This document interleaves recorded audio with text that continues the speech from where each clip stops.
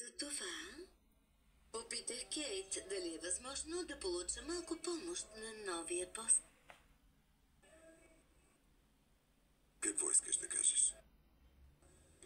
Оливър Майкъл, ще станеш ли мой съглавен редактор? Ами, това е крайно необичайно, но напоследък стават доста необичайни неща, така че... Това значи ли, че приемаш? Да, приемам.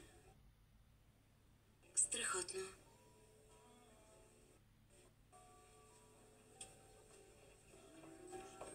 Хора, няма да повярвате.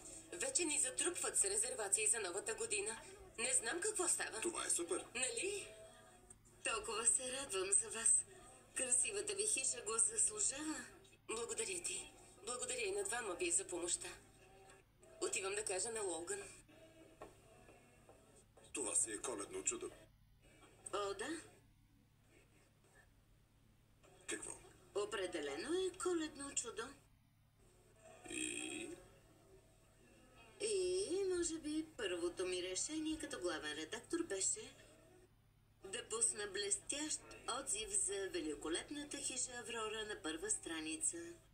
Естествено, за в бъдеще ще се консултирам с моя съредактор по всички въпроси. Но се съмнявам да възрази.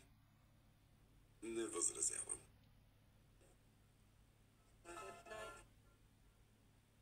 Мамо, Оливър, елате веднага отвън. Хайде! Ами, добре. Вижте, там горе! Какво става? Еха! Колко е яко! Виж само!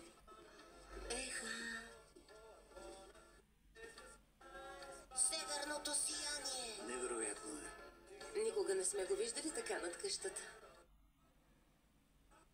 Това е нещо, което не виждаш във ваша